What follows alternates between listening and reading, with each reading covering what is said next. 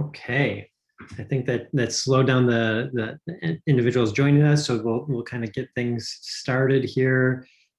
Just a heads up, we are recording this session, so anyone that isn't able to attend tonight can listen in down the line as well. Today's agenda, we thought we could run through introductions of the planning team, and then also to hear from German immersion staff about, a real quick high level overview of why you guys are excited to go through this schoolyard redevelopment process. So just a heads up that that's going to be an open question, Sabine and Principal Lammers to respond to in a couple moments. We'll pause after that for questions. And then we'll take a look at the second draft conceptual plan. For those of us that were able to join the meeting last month, we reviewed a first draft of the conceptual schoolyard redevelopment plan, and we've taken those responses and we have a second draft to review. And again, this is draft, and so there'll be multiple opportunities to continue to improve upon that. But we will be reviewing it through a couple different formats, and idea flip will be one, but then people can also respond via Google Forms as well. And we'll get into that in a moment. But that's the high level overview of what we're looking at for this afternoon. So with that being said, I think we'll jump into it. My name is Justin Haggerty. I'm the Executive Director and Environmental Engineer at Reflow. Reflow is a nonprofit in the Milwaukee area that works on water projects, community-based water projects. And our Green and Healthy Schools program has worked with Milwaukee Public Schools and the Milwaukee Metropolitan Sewage District and CDS and several others for the past 7+ years on removing asphalt at schools and replacing it with stormwater green infrastructure and outdoor classrooms and all sorts of great green things. So that's Reflow. And then also a quick introduction to Community Design Solutions is a program through UW-Milwaukee where graduate students in the Architecture and Urban Planning program have an opportunity to partner on these projects to help develop the plans and renderings. And so we have today with us Elise from UWM that's helping to develop these concept drawings as well. And then the Milwaukee Metropolitan Sewage District is sponsoring this effort. MMSD is our local stormwater management utility, and they have a special interest in helping to reduce flooding in neighborhoods across the district. And in particular with schoolyard redevelopment projects, they are interested in installing green infrastructure, which manages stormwater where it falls. And they're very interested in also in eco-literacy and making sure that students and communities are well aware of how stormwater can be managed through types of green infrastructure. And then Lisa Neeb is our Green and Healthy Schools project manager. She just dropped in the chat window the agenda for this afternoon as well. And as a kind of a way of introduction, so German immersion is in the 5th annual cohort of schoolyard redevelopment projects. You are in the same cohort as 4 other schools. And that's a benefit because we get to apply a number of lessons learned from the previous cohorts of schools. But really excitingly, 5 schools are going into construction starting next month in cohort 3. And there'll be plenty of opportunity to kind of take a look at some of those schoolyard projects that are already in construction or going to be in construction. And on that note, we wanted to share just a really quick 2-minute video on what we can all expect for the schoolyard redevelopment process as we keep going forward. So I'm just going to share this quick 2-minute video and we'll go from there. Many Milwaukee area schoolyards are in poor condition and offer little, if any, green space. Schoolyards were originally paved to reduce lawn maintenance costs, but decades of inertia have left deteriorating infrastructure that is costly to repair and impairs the environmental health of our city and the social emotional health of our children. The redevelopment process begins with schools applying to receive conceptual planning support provided by Reflow and the Milwaukee Metropolitan Sewer Ridge District. Each year, 5 schools are awarded the planning grant based on their need and enthusiasm for a greener, healthier schoolyard. The year-long planning process consists of monthly green team meetings that culminate in the development of a conceptual plan document that is well supported by the school community, administration, and project partners.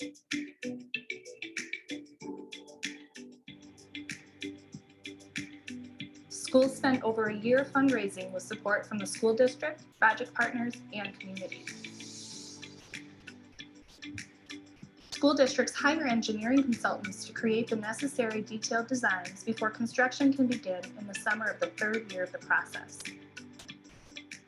I am not going to litter because water carries trash down hills into the river or lake. I'm going to remind my family that our choices affect more than just ourselves. Everything is connected. These projects don't only help our schools receive a new and better playground, they're also helping the environment and making a positive change in our communities.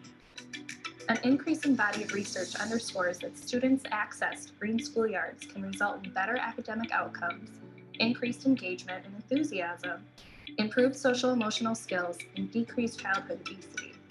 Redeveloped schoolyards also offer many other benefits, including improved stormwater management, urban biodiversity, community engagement, and meaningful STEAM curricular connection.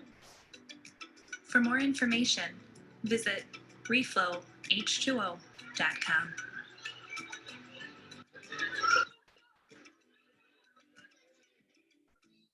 And that last slide helps to communicate the kind of diversity of all the project partners and funders needed to take these projects forward. Lots of really strong partners with the City of Milwaukee, MMSD, the Fund for Lake Michigan, Milwaukee Public Schools, and the Foundation, and several others as well. But that's a really strong visual example of the schoolyard redevelopment projects and where we're going. This, in a moment, I'm going to ask MGIS staff to kind of speak to why you guys are excited about this, but I just kind of want to touch real quick on where we are in the overall process. And so we have this process diagram that explains, we're in the conceptual planning phase, and here we are in April of 2021. And so we're at the very beginning of the conceptual planning. We'll be in this phase for all of 2021. We want to get some feedback early on so that over summer we can kind of take that, do some work over summer, and then when we come back in fall, we can kind of hit the ground running right away during the fall semester as well. And then we'll spend all of 2022 in fundraising, and then the summer of 2023 is when construction is planned to take place, based on how successful we all are in fundraising. And for reference, last year for the cohort 3 projects, we were able to raise about $3.4 million to support the 5 schools that are currently going into construction. And so all things are pointed towards being on track, and we're in good shape. So I just wanted to share that kind of big picture process. But Principal Lammers and Sabine, I would be interested to hear from you guys.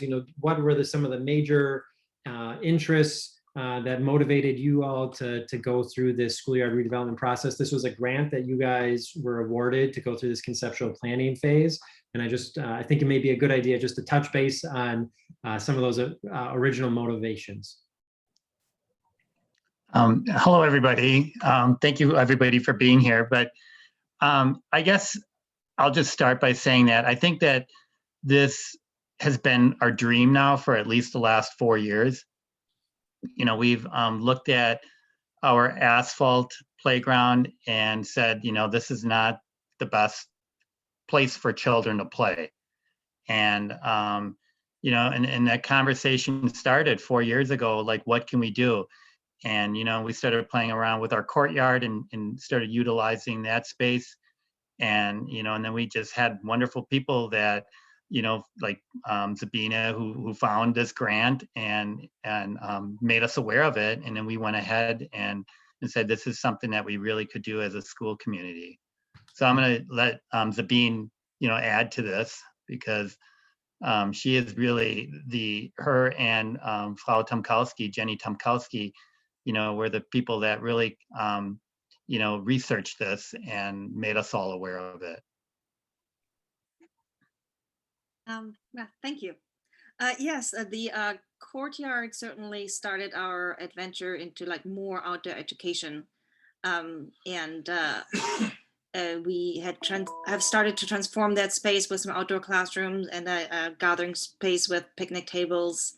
And we had one of our wonderful parents and volunteers, Heather Pierce. She put a reading and rain garden in last summer that is in the upper corner that is not quite visible there, but it's like, oh, this is just, getting nature closer to the children and, just having them benefit from an enriched environment other than the asphalt.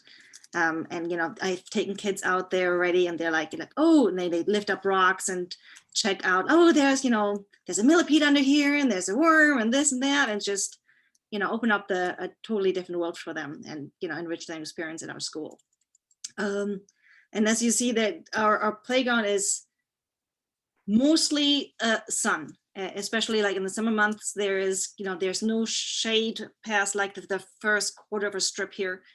It is not a comfortable place to be at. So like we're looking forward to adding a lot of trees for shade and some maybe like a shade structure to involve the community and have for events some more. And one of the other things, we have like this huge line in the playground with a big crack going to one of our main storm drains, and it's not draining really well. In winter, certainly it's an icy, big mess there. Certain areas of the playground are are not accessible to the children because of ice slip hazards and such. So if we can make it a more safe and fun space, that is our goal here. And let's see, did I forget anything, Frau Tomkowski? Nope, I think you got it all. You did great. Yeah, it sounds great. Awesome. Thank you for that. I appreciate it. So that's, I think, helpful to just kind of like ground ourselves and why we're interested in doing this work. So for today, again, we're going to take a look next at the second draft of the conceptual plan. We're about to dive into that through Idea Flip. We're also going to provide an opportunity through Google Forms if people prefer to respond that way. And then also we are recording this session again, so that can be shared out after this meeting. And then we are holding out that maybe in fall we can have an in-person meeting, but that's to be determined. And then if anyone wants to follow up after this meeting too, you can send an email to Lisa and me. But before we break to talk about the second draft, I just want to open it up if there are any questions, but then also if there are any elected representatives that are on the line that want to introduce themselves, now would be a great time to do that. And then also, if there are any community representatives that maybe, a partnering organization, if you want to drop your name and organization affiliation in the chat, that would be much appreciated as well. So any questions or elected representatives that are on the line that want to unmute and introduce yourselves? I don't think we got that. We couldn't get our school board meeting person to come, and I don't think the older person ever responded to us. So as far as I know, neither of them are here. No worries. Yeah, we can work on that too. That we can reach out. This could be a really good way to reach out with them as well. Yep. Okay. So with that being said, let's jump into this. So I'm just going to go ahead and click on that idea flip. Actually, I have it loaded here. So for those of us that were able to participate last month, again, that first draft, what we had done is we put together this idea flipboard, and I'm going to walk us through how to use this again. But first, I'm going to show us how we set this up. So we first started out by circulating a survey amongst the MGIS community. You guys responded with features that you would like to see in the new schoolyard. And there was a lot of really great ideas that are out there. And so that was helpful. You also provided some activities that you would like to do on your new schoolyard That's also very helpful, and that helps to guide some of the design of the conceptual schoolyard redevelopment.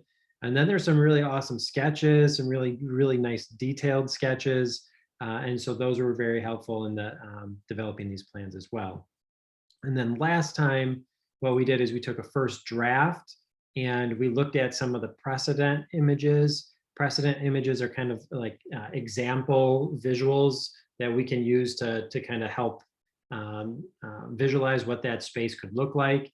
And then you guys responded to the prompts that we had there with different questions and opportunities for improvement. We took all of that feedback and updated the plan. And so now we're going to take a look at the draft. We also updated some of the perspective drawings and the precedent images with content that's a little bit closer to what we're talking about now. And I do, before we jump into this, I do want us to kind of think about these three major prompts. One is, what do you like about the current draft? So that's really helpful to make sure that we don't, as this continues to be improved, understanding what's good about it is awesome, so that we can make sure that we keep it in there. And then opportunities for improvement is number 2. And then if there are any questions that we can either respond to today or after this meeting, that we have an opportunity to respond to that. Okay, so with that being said, Elise from CDS, would you mind walking us through the updated draft conceptual plan? Yeah, hi everybody.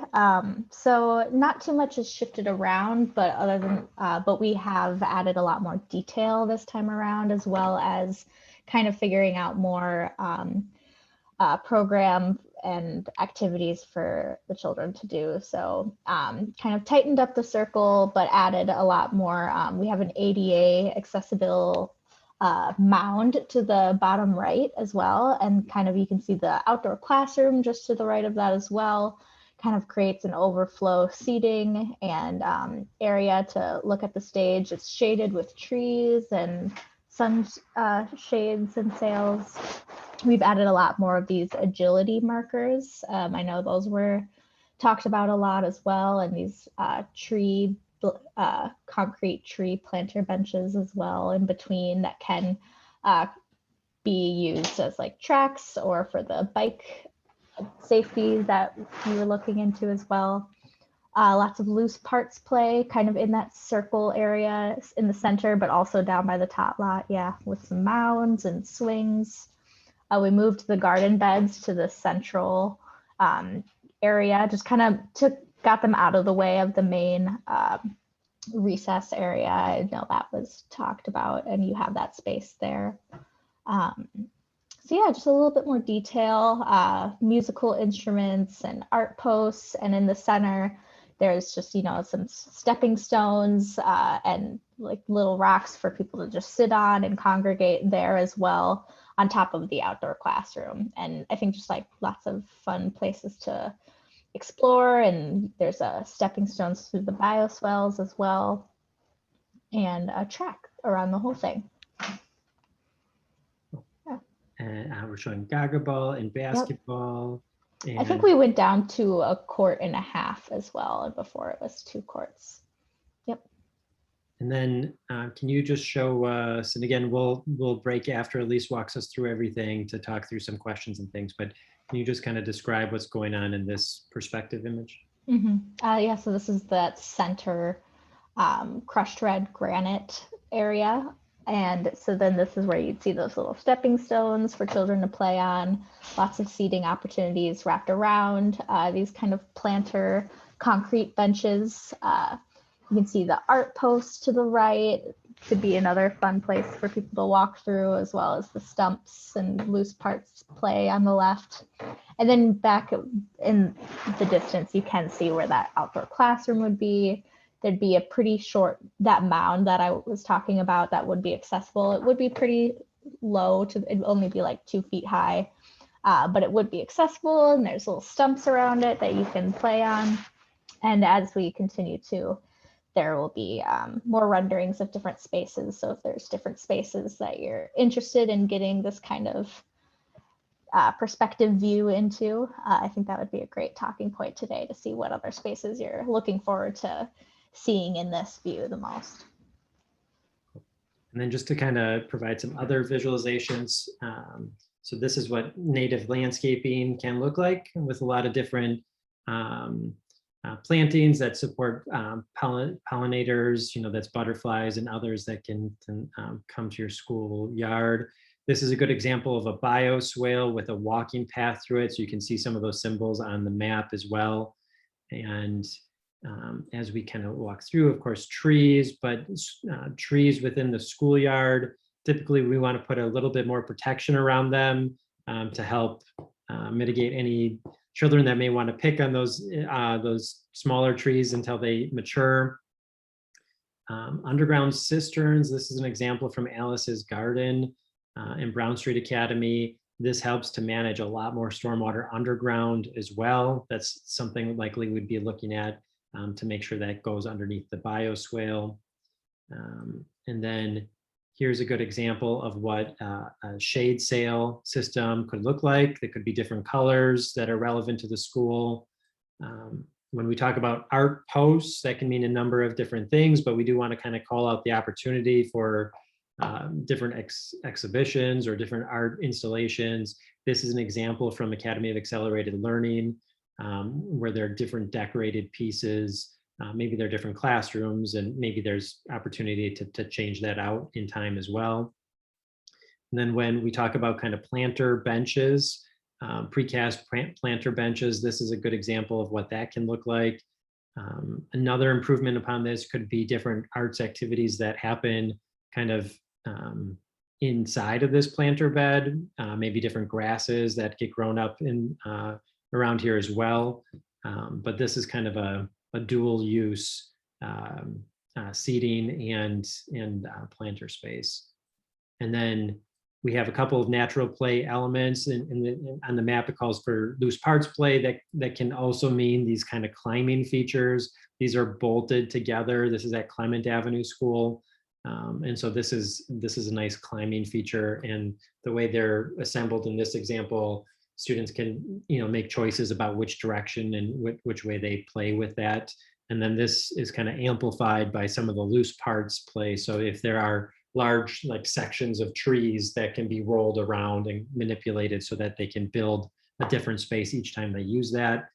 And then when we think about kind of the agility pathway markings, this is an example from MKE Rec, where there's prompts on the school ground or on the asphalt where it says to jump or hop or skip or balance on some decorative pavement markings in between different features throughout the schoolyard.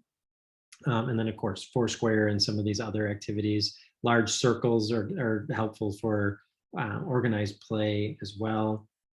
And then for those not familiar with Gaga Ball, this is a good example of that. It's kind of a lower intense kickball or dodgeball option. Balls are rolled as opposed to kind of thrown overhand. And so Gaga Ball is really popular with a number of students, and so there's a call for that in the plan as well. So with all of that being said, again, the three prompts that we're looking for are: one, what do you like about the conceptual plan as it is? What are two, the opportunities for improvement? And then what are any open questions that you may have? And Lisa, if you wouldn't mind dropping in the chat window the link for this idea flip board. So everyone individually, you can respond to these prompts, and I'll show you how to do that. On the right-hand side, you can left click on any one of these colorful sticky notes, and you can just drag and drop it into each one of these categories. And then you can double click on that, and you can say whatever component you like and respond to the prompts appropriately.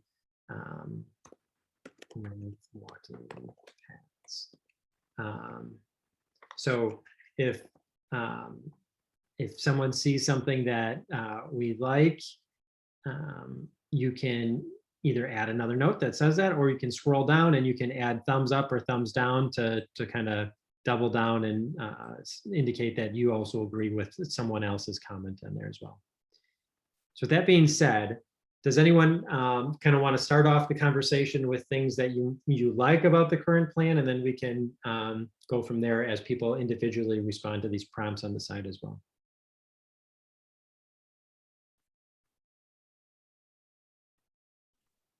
I do like the idea of the what's it called, the planter benches around trees or something for additional seating or little group areas too, for maybe for like small group work under the trees eventually. I love that you kept the trees by the building that we had initially talked about for shade on the playground, and the classrooms will benefit from that as well by having natural, you know, cooling, so to say. I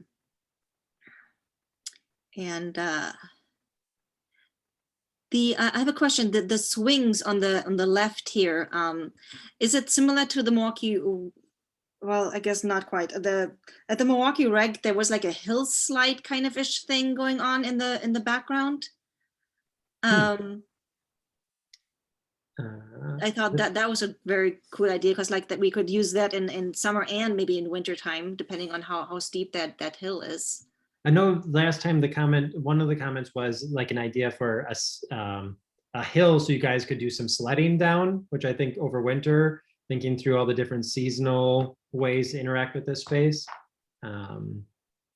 Yeah, the slides, we have it in here. So the current NPS policy is not to have swings on schoolyards. And so you guys would actually be the first school that we would be talking about having swings on the conceptual plan. With that being said, I think there may be opportunity to kind of advocate for that, because you have such a large schoolyard. The concern typically is that, swings take up a pretty large footprint, and the swinging action could cause, concern for liability reasons. We don't have a lot of really strong examples of schoolyard swings, just because this would be one of the first schools that we would be advocating for something like that. I think one of the ideas for like swings could also be like the saucer swings, where it is not quite as a big motion. Yeah. Yeah, that's a good point. And it could be more than one child on there once we're in that phase of our lives again. Yeah, that's a good point. Yeah. Other things that I kind of wanted to point out. So we're showing trees on the southern end of where the outdoor classroom is, so that in time would shade that outdoor classroom space. The division of this circle is intended to be able to create different rooms, so to speak, of different activities that can take place in each one of those 4 quadrants. That hill also doubles, as Elise said, as kind of like overflow seating for the outdoor classroom area. That may be a really good spot for that winter sledding down as well.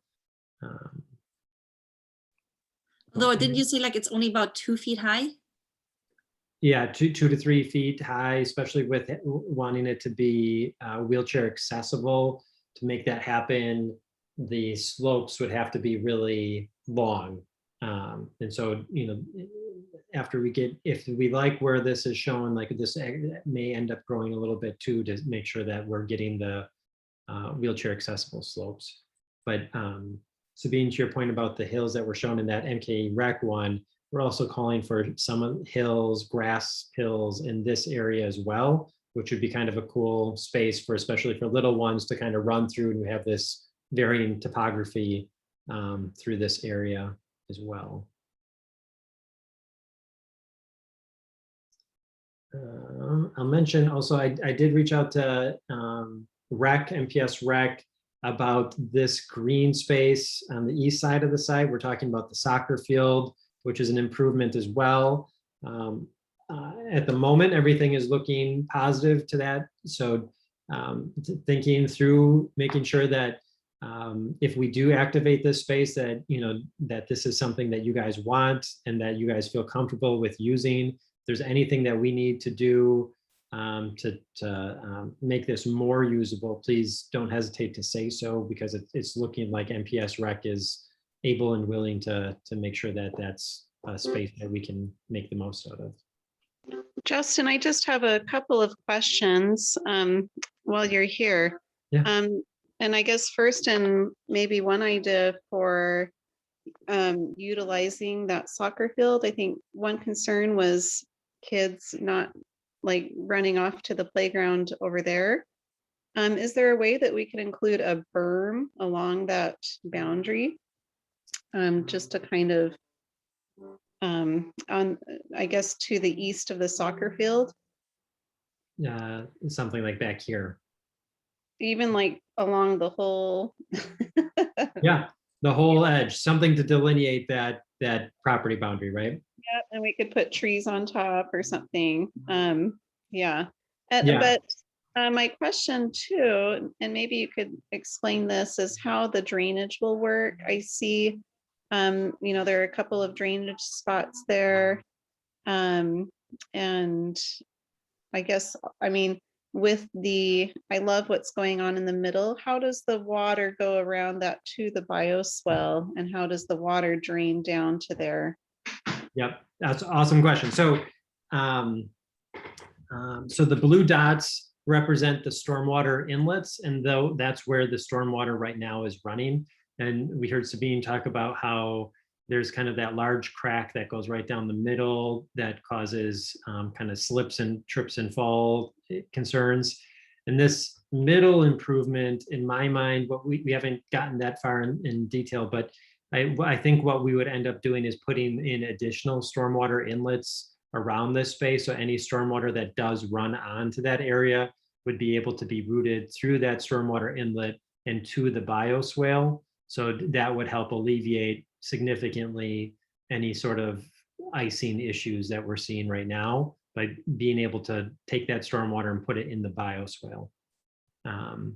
The stormwater drainage around the soccer field is a little bit trickier because as we can all probably imagine, we don't want a stormwater inlet in our soccer field. That one is tougher, to be real honest. You know, after we get into the details, if we like the location of the soccer field, we can see about possibly relocating, which can get expensive. Or if we're comfortable with showing the stormwater inlet where it is, there is the possibility to move this a little bit further north if we can do that, so that stormwater inlet is not right in the soccer field. But that's a tricky one. That's something that we'll have to hammer out as we get further along in the detailed process. But the soccer fields on grass, we definitely want to make sure that they're that what they call it crowned, so that it, you know, that it appropriately slopes towards the stormwater inlet, so you don't have mud, you don't have water accumulating on top of the soccer field, and it's well drained. That will be a really important component of that soccer field.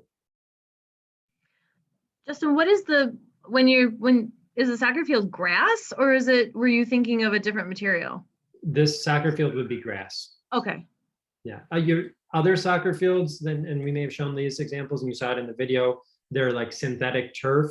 Those are appropriate for like schools that have much smaller footprint and are really densely populated, and they, you know, soccer is, you know, one of only a handful of activities that they have.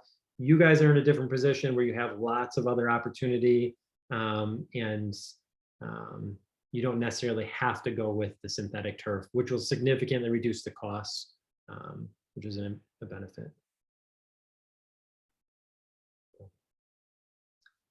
Other open thoughts would be, you know, if there are any pathway markings, asphalt markings that you guys want to see. You know, we're kind of floating in a number of these as kind of placeholders until you guys say, you know, you have other ideas. So Elise is showing kind of the world map, and then also a map of Germany, just because you guys are Milwaukee German immersion. But if that's not something that you guys feel like is necessary, and if there are other maps or other asphalt markings that you think would be more appropriate, please don't hesitate to say that, so that we can make sure we're showing what is the most appropriate for you guys. And the reason we showed Germany was because oftentimes we kind of get, many schools kind of get stuck in thinking like, oh, the only maps we can have are US and the world map. But in reality, we can get creative and we can do more than just those two types of maps.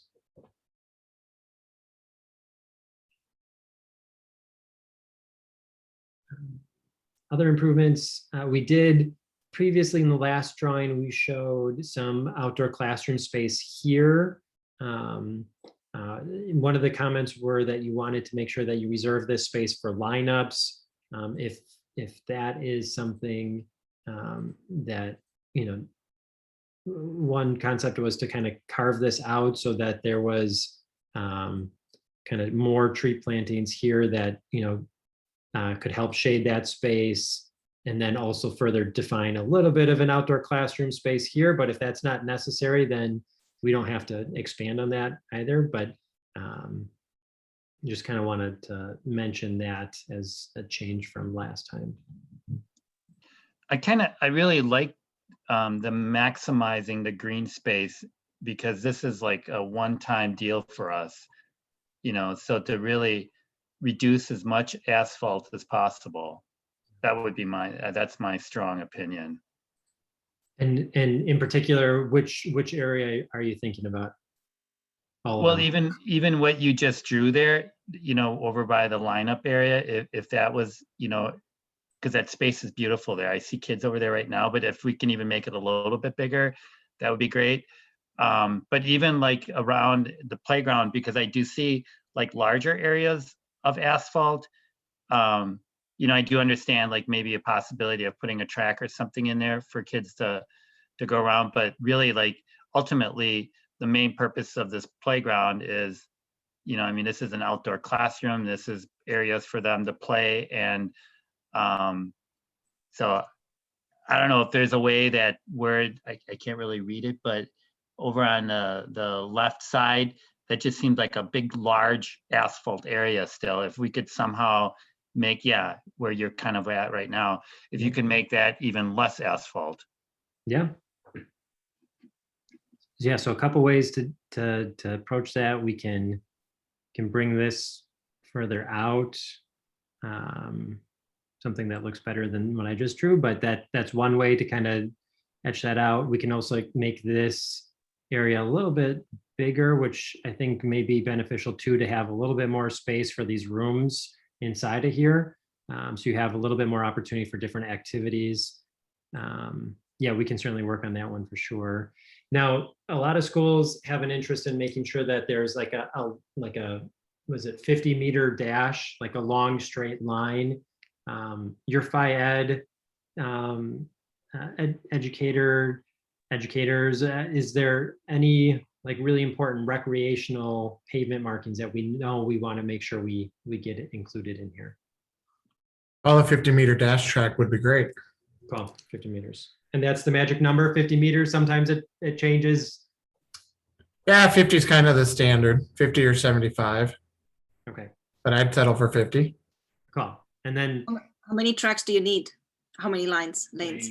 It'd be great to have a 5-lane like we have now. Cool. Yeah, there's lots of space, so we can absolutely make that one happen for sure. And it, even making sure that happens down here where we already have a straightaway, that could work, and it's close to basketball and some of the other gross motors, so that's good. If you could squeeze a second Gaga pit in there, that'd be great too. Yeah. So do you have experience with Gaga ball? Is that something that you guys have programmed before? We haven't done it in school, no, but it's very popular with a lot of the camps. Yeah. A lot of YMCA camps. So yeah, I think we can fit another Gaga ball pit. Would you put it next to this one? Otherwise, could talk about putting one up here or in one of these rooms, but no, I think the idea is to have them next to each other to maximize participation. So if a student, let's say they get eliminated from one game, they, instead of being out, they just rotate over to the next court, so that it's constant play, and rather than having anybody sit out and watching. Cool. Okay. Good point on that one. I don't know if it's possible, but I had kind of like stolen the idea from like Alton Brown, no unitaskers. Is it possible to add like a seating ledge or whatever around the Gaga ball so it can double as you could sit on it in a circle with a classroom and use it for non-FIAD activities too? Absolutely. Lots of schools do that. It becomes its own little amphitheater. That's cool. Yeah, if you have an example, a visual example of that, that would be really helpful so that we can we use that if you have a photo of something like that. Otherwise, we can Google it and we can find one, but cool. And I was thinking too, I like, just thought, sorry. Behind the trees by the building, I'm sure like we can maybe extend the track like right behind the trees closer to the building. So Aaron can get a perimeter of a track going, because we don't want the trees too close to the building either for, root and foundation. Yeah. issues. So typically we want to keep about 10 feet away. We want it from the building foundation. So I think we're showing about 10 feet here. So this is a healthy, yeah, we're good there. But you're saying like extend this track further out this way? Or around, or just markings that, there's, I don't know. So it's a measurable, 1 mile or half mile or whatever track that we can get. Yep. In the next iteration, we'll show the track markings, like 100-meter run around, and we'll do like staggered start. Where would the start be? Or maybe the better one is, where would the finish line be if we wanted to do that? If you're talking on a straight track, I would probably think it would be somewhere down along those courts where you have just outside the basketball and Gaga, just running east and west down there. Okay. That seems to be, like you said, a nice straight area of land. Yeah. So I would probably have a starting line on the west, right where your cursor is now, and a finish line closer to the grass. Got it. And then, this yellow would be asphalt and like a track that goes around. But with other schools too, we've also put like meter markings on there, and we've done like a staggered start. So relay races can happen on there. 100-meter runs can go through there. Yeah, that'd be perfect. And I would keep that starting line in line with if a 50 meters right below it. Perfect. Okay. So then the groups just transition right over. Got it. Okay. So yeah, I'm seeing somewhere like down here, and then you could have the same line. Cool. I had a question about the lineup for the students in the morning. Is there a reason why it has to be the way it is done now? Or is there flexibility in that? I'm asking because my kids attended a different school before we came to MGIS, and they had assigned for each classroom a tree and a planter as the lineup place instead of like just lines. So I don't know, I'm not familiar with the Milwaukee school requirements for that sort of thing. Is it just because it's traditional, or is there more flex in that? I think that there's flexibility in that, because I think that was the German immersion school way. So that's a great idea for us to kind of think about other ways for having kids line up. In the specific case, each classroom had a tree assigned, and it was also nice because the kids kind of felt a lot of ownership to the trees, and they were very protective, and it's our tree, and so that worked in that school very well. So maybe it's something we can do here too. Yeah, that's great. I'll also say other schools, so they've just for reference for like what could be done on lineups, I think there's a lot of opportunity to take that wherever you want to go with it. Some schools have gone down the pathway of like civil rights leaders and having students like line up on Martin Luther King Jr. As opposed to 101, something a little bit more creative, which could be expanded upon as well. But yeah, lineups right now. So where are the lineups right now? I know we said on the west end over here. Maybe if we show more of that green space coming up here, we can have trees or other features that kind of line up through here. I know we're talking like this, right? Or lineups. Then I we're think we have 9 classes line up there, right? 3rd through 5th? Or even more, if you have more grade cohorts. I think 3rd through 5th is by the fencing there, and then 1st and 2nd is by I don't know how to describe it, by the tree and the By the the first red tree. cir- of the yeah, city. and the red circle, and then kindergarten is at the other end by over the oval, north of the oval. I don't know how to describe it. Yeah, over here. Got it. Cool. So using these trees here that are by the just southeast of the building, those wouldn't necessarily work as lineup markers, or would they? There's not enough of them. Yeah. I don't know, Frau Savignac, you're a kindergarten teacher. Do you think there's a other practical way of doing this, or? Well, I'm just thinking if we put some more trees in the grass here on the east side of the building, you might be able to come up with enough trees with circular planting beds around it for all, what do we have, 8 classes of kindergarten? It looks like with the plan, the lineup space is still just about the same. Maybe we could move that one tree with the red circle around it just a tad smidge down a little bit, and you'd still have those lineup spaces. And I'm sure that different ideas of lineups could evolve over time as well. But I think so far, the design team did a good job of keeping those areas open. But adding trees along that fence by the parking lot also shouldn't cut into that lineup too much, because I think the lineup ends, a few feet away from that fence by the parking lot. So I don't think it'll encroach that too much. By the parking lot, there is that drainage there. That parking lot is kind of an important parking lot because that's where a lot of drop off and parking occurs. So there's a lot of traffic at drop off and pickup, because all of the parents have to park there and get out of their car to go pick up their kids. And that lot is just totally full. So if there's just a way to make sure that we don't cut into any of that parking, that would probably be important, unless anyone has anything else to say about that.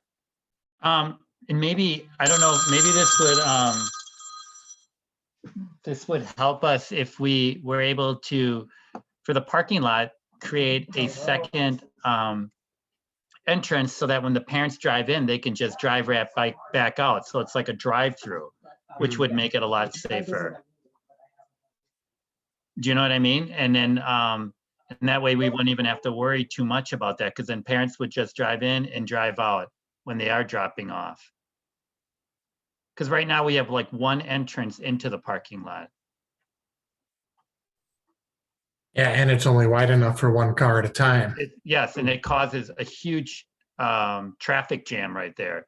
So if there could be one more on the, I guess that would be the west end of the parking lot. Yeah. And yeah. So on the southwest end, it would just be, or even there, that would work too. Yeah, you may have to keep a distance off of this intersection. Yeah. Sure. Yeah, that's true. And I just wanted to comment on the lineup thing. Like we are so used to lining up so close to the building, when in fact, if we have this beautiful space, we can have classes line up anywhere on the playground. It doesn't have to all be crunched together. So, like when I look at these different areas, we may have kids that are lined up by the trees along the south end of the building, but you may have some kids that are lined up over by the Gaga Ball or whatever, because there's going to be a seating area. I mean, and then also like one of the members said, then those people take more responsibility for that in the morning. So if there is like litter or whatever, you know, we can help keep it clean. So the traditional way of lining up is very, you know, like it's all straight lines, but we don't necessarily have to do that. Other things I want to make sure that we touch base on in the last 8-9 minutes. Let's see here. I think that looks good. How do we feel about these hills and kind of this grass hills?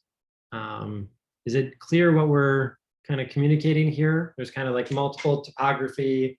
I feel like it's kind of a cool, maybe like a tag space where students can kind of run around and there's different hills. These hills wouldn't necessarily be very tall. We don't want to kind of create hiding places per se. It's more, you know, 2-3 feet tall, kind of a cool space to run up and run down, be on the other side of. And then what we're showing here is one of these concrete planters as well, kind of in the middle here, so that that can serve as a like a goal or a central place for that activity. Would the internal fence by the existing Todd Lock stay, or would that be removed so it's an open space to the rest of it, to incorporate it and make it more unified? I think my opinion, we're showing, my opinion is to just kind of open that up. I, of course, leave the west side and the south side, but to leave that open and have loose parts that this kind of becomes like a tot lot or tot zone here, and they have more.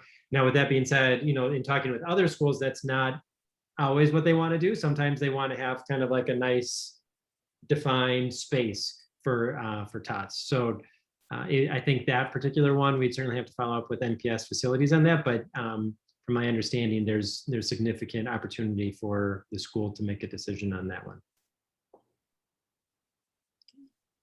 Thank you.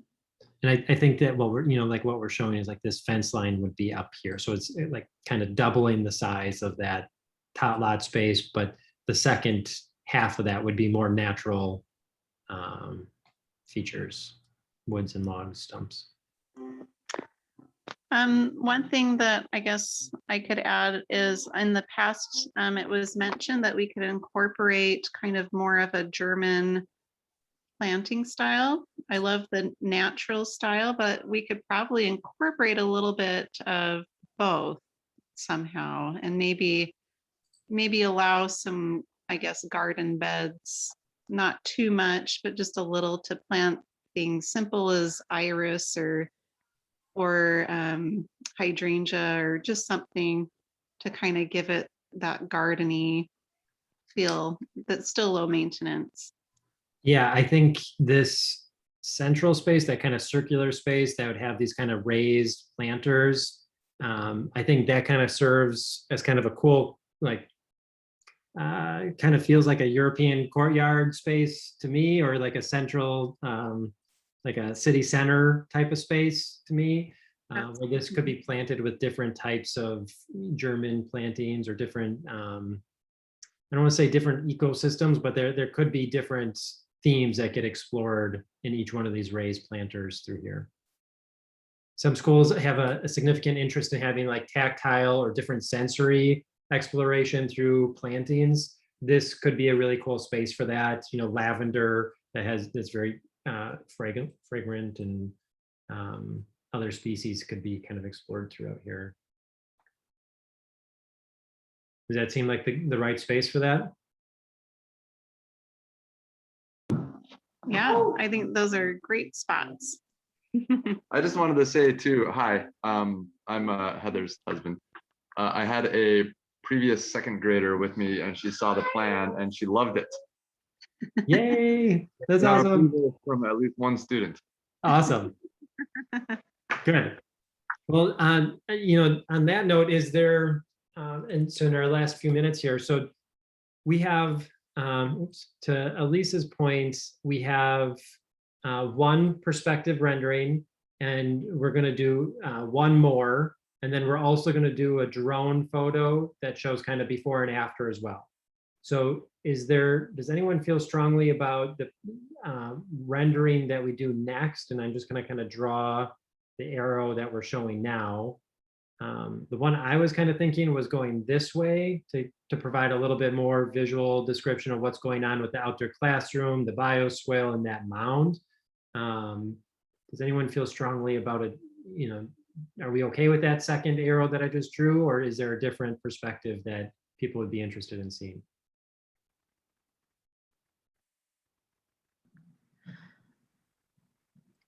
I think I can kind of visualize the parts you're talking about, and but I would for sure like one from an angle that kind of can combine both the bioswale and the middle garden.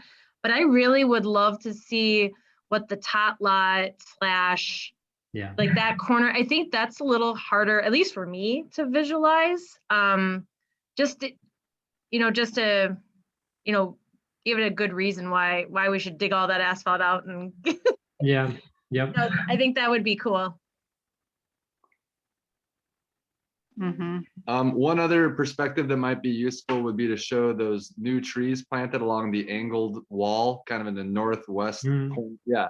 So something maybe kind of parallel to the maps, but angled toward the school. So you see the trees kind of lined up, and then you can show how they play with the school wall there.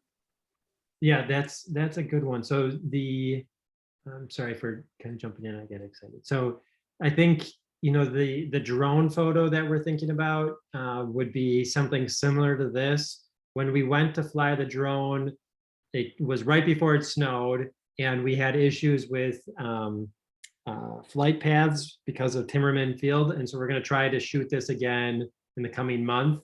But I think a perspective like this would give us a nice straight shot to see those tree plantings right up against the building as well, or near the building. So yeah, this is kind of one of those renderings as well. But yeah, maybe we talk about adding an additional rendering. We'll see what Elise says about that. But I hear us on the kind of the three on the ground, would be this one, something like this, and then something like this. Even though I can appreciate that we can visualize this one, I like that it shows the stormwater component and the outdoor classroom, that those in particular features, I want to make sure that we're emphasizing as major parts of the redevelopment as well. I was also kind of thinking maybe once they include what it would look like to have a berm on that east side of the soccer field, what that might look like. I think even that having a good berm right there could also double as a lot of things. It could be kind of help people, because a lot of times we like to have big functions. And so that would have yet another place for people to kind of gather and then also define that space a little bit more so that it's more incorporated in the school. So it might be good to kind of see what that would look like. That's a good point. When we redo this drone photo, maybe we try to get both the asphalt area and those trees next to the school, as well as that eastern property boundary. And now that we're talking about that, maybe it makes sense to rotate the soccer field 90 degrees so that berm acts as seating for the soccer field. So that's a good point about the soccer field and the berm. Okay, well, that's great. Please continue. I see some great thoughts and comments on here. We're going to keep this board open. I think Lisa Neeb till the end of next week, Friday. Next week, Friday. May 7th. May 7th. So please circulate this with others that you feel appropriate. Students would be great if you think that's a great place. Other educators are kind of like walking through, this could be something that you walk through with your classrooms, and then your students, you guys congregate those comments and you add it in your classroom. That could be a really good way to get some more feedback on this. And then if I go back to this, we do have a Google form. So if you want to respond, Lisa just dropped the Google form in the survey as well, in the chat window as well. But if you feel more comfortable responding with Google Forms, you can download the images here, and then you can indicate, what your level of interest in each one of these features are. That can help us, figure out, priorities for each one of these. You don't have to do both of them. This is just kind of like a either or option if you want to respond this way as well. And then, like I say, we are recording this session, so we'll share that out most likely tomorrow so that you can circulate this recording as well if you'd like. Okay, any thoughts or questions before we break for today? I just think this is so exciting. Thank you so much. This is going to be great. I can't wait. I want to see 3 years just fly by now so I can see this Yeah. end product. Yeah, I'm excited too. I think hopefully we get to do some maybe tours over summer of some of the existing schoolyard redevelopment projects that may help inspire some of the details of what we're talking about as well. So we'll certainly follow up next month to see what kind of options are available for touring other schoolyard redevelopment projects too. And big round of applause to the design team that really, I thought they did a really good job putting a lot of the thoughts together and had some very clever ideas. So that was just great. Yay. Thank you. Okay, with that, we'll call it a night, and we'll talk. Our next meeting is Wednesday, May 26th at 4:30 p.m. Okay, May 26th at 4:30 p.m. Okay, thank you, everyone. Have a nice night. Bye. You know, it's